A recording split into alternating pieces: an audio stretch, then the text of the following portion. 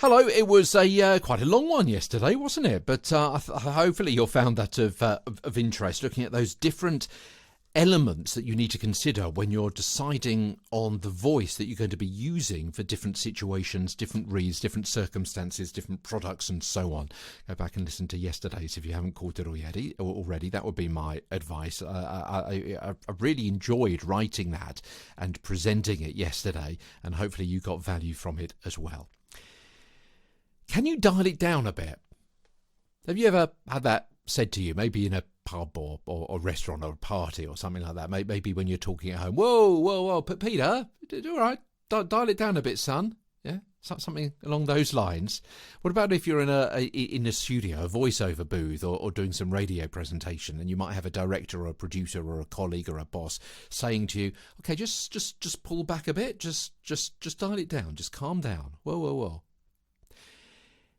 If a director says that, you'll be more aware of what it is that you need to dial down to give them the read that they need, if you bear in mind perhaps the different levels from which you can dial down.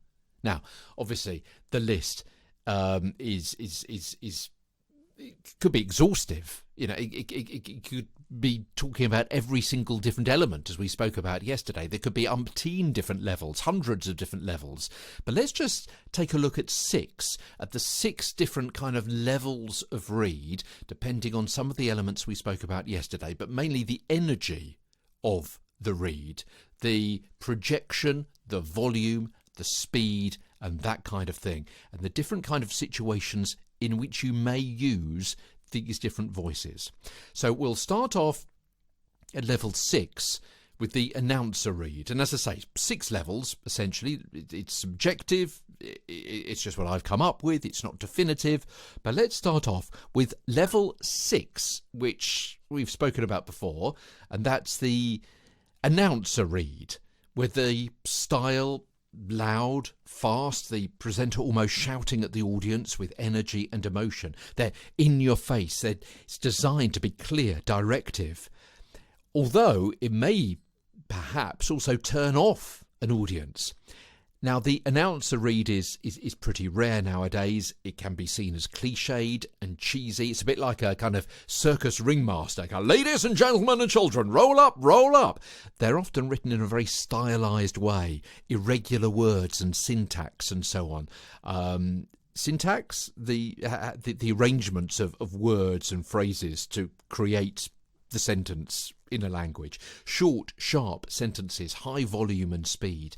So what kind of situations might you use the announcer read? What kind of brands, products, services? Well, I'm kind of thinking of car salesroom adverts and others on perhaps local TV, particularly in the US. I've seen quite a few of these.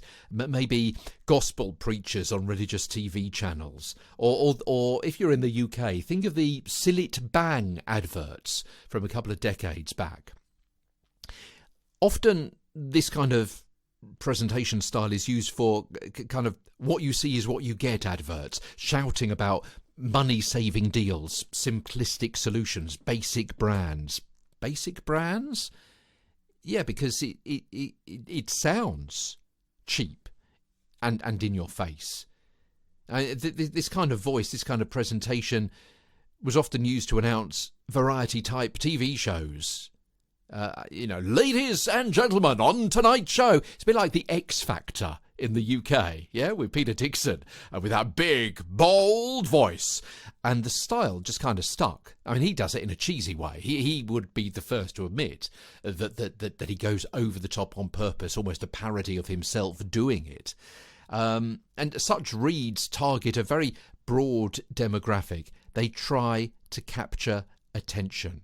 The announcer read on Get a Better Broadcast podcast and Voice Over Voice.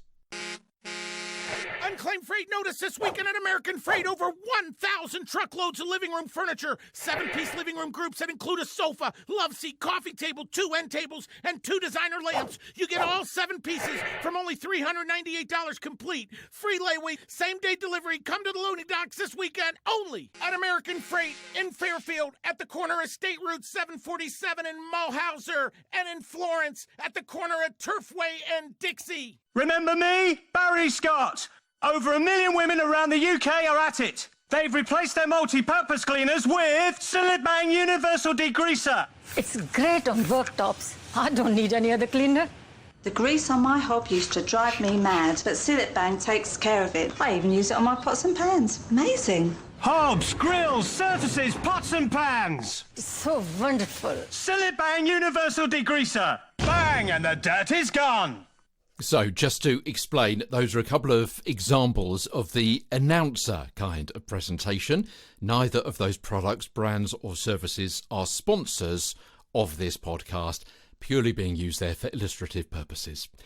From London, I'm Peter Stewart.